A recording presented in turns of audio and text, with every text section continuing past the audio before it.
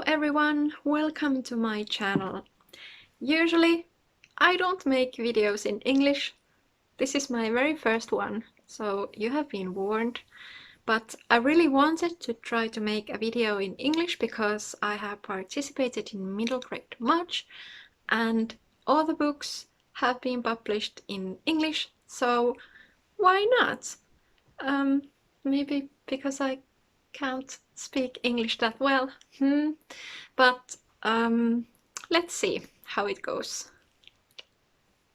I could introduce myself a little bit. So my name is Vesna.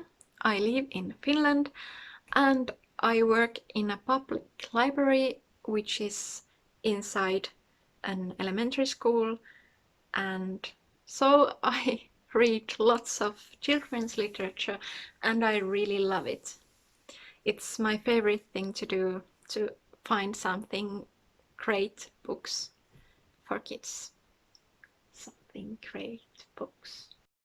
Okay, first book is the group read, which was The Book of Boy by Catherine Gilbert Murdock.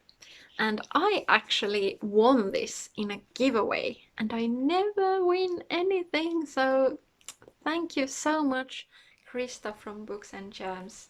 It was a wonderful, wonderful surprise.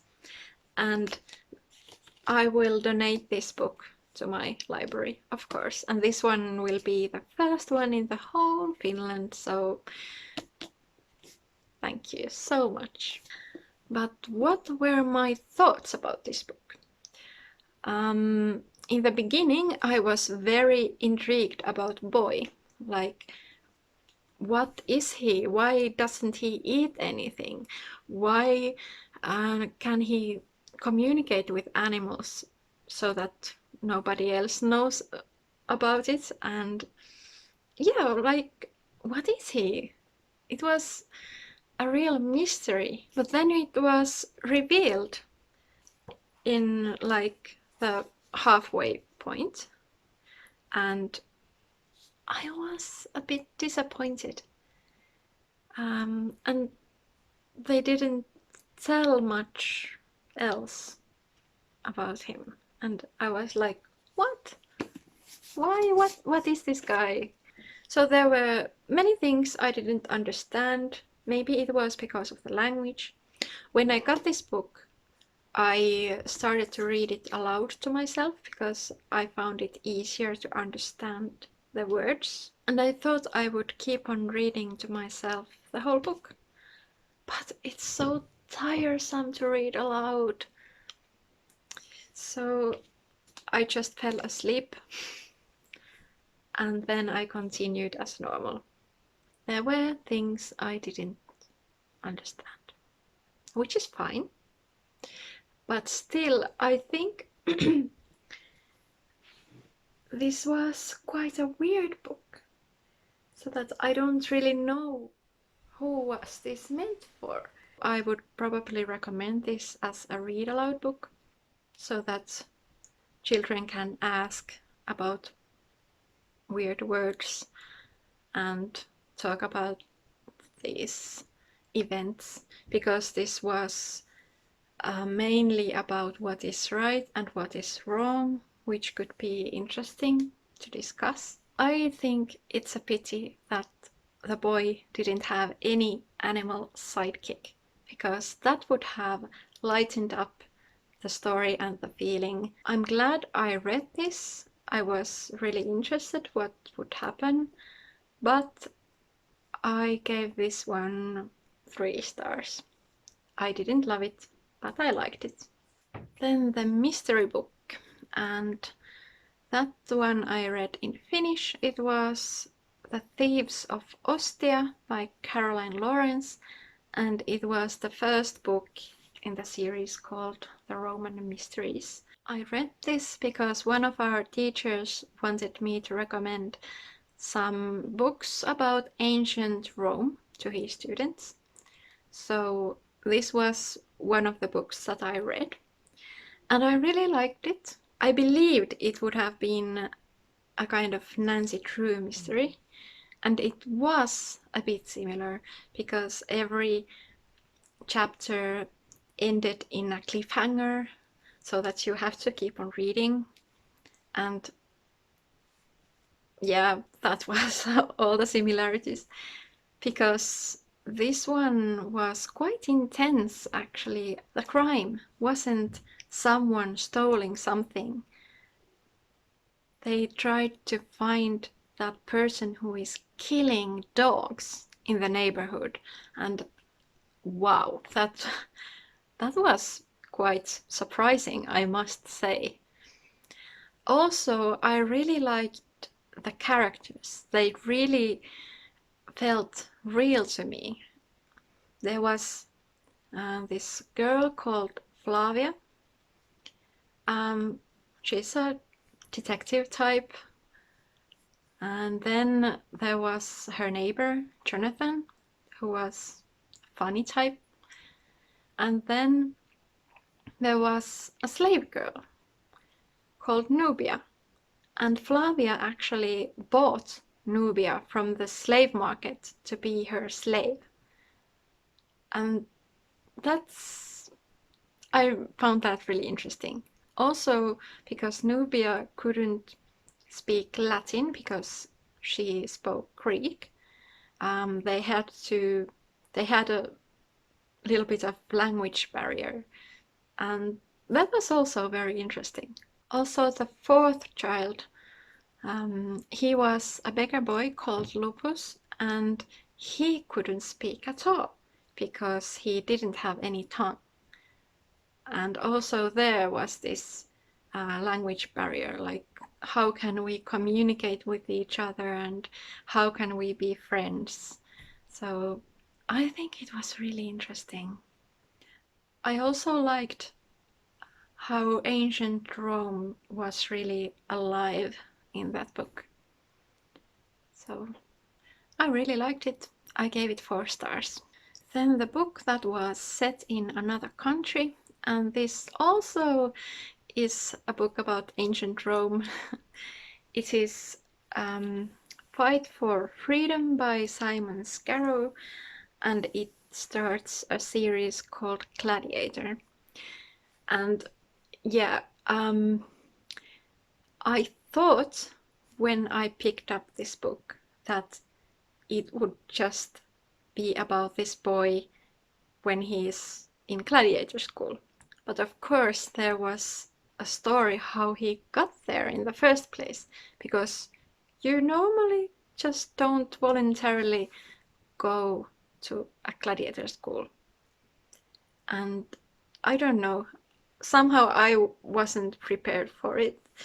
So the beginning, it was quite heartbreaking. After the beginning, I thought, okay, so now he'll go to the gladiator school. But no. He got there at about page 130 or something, and I'm just thinking of those kids who take that book and want to read about gladiator fights. Like, when is this going to begin? So I'm a bit hesitant that it works very well with kids, but it was really worth it to be patient, because what happened in the end, wow, I was reading on the edge of my seat and couldn't stop reading. I really liked it and gave it 4 stars. Then a book that has some kind of screen adaptation, I chose this one, When Marnie Was There by Joan G. Robinson, because I wanted to see the Ghibli movie, because I love Ghibli movies. But this time I really loved this book more. I actually gave this book 5 stars, and even though the movie was really beautiful and all that, I think they made a few very big mistakes, because this book is so mysterious, and a large part of it is that you don't know what is going on. and I think they revealed a bit too much in the movie. But I really like this. This is about a young girl called Anna, who is feeling a little bit outsider, and she's an orphan. Her foster parents sent her to this other place for the summer in hopes that something would happen and she would be happy. And there she meets a girl called Marnie, and yeah, it's really interesting. I highly recommend.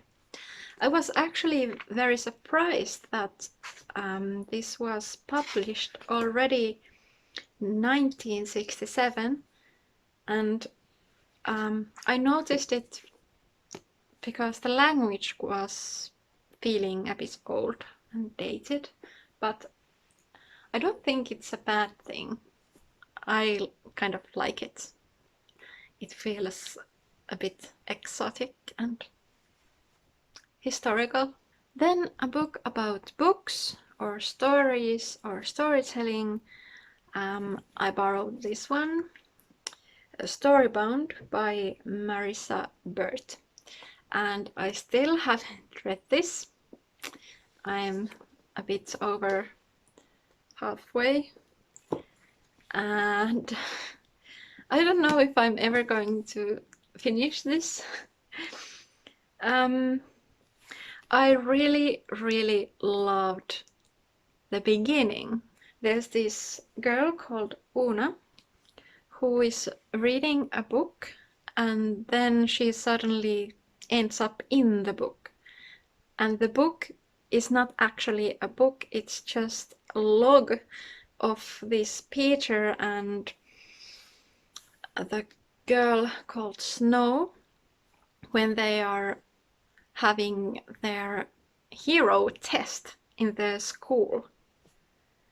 And I think it's so fascinating idea that there would be this world of story characters that are studying to become heroes and villains and talking animals and what have you. I think it's just ingenious.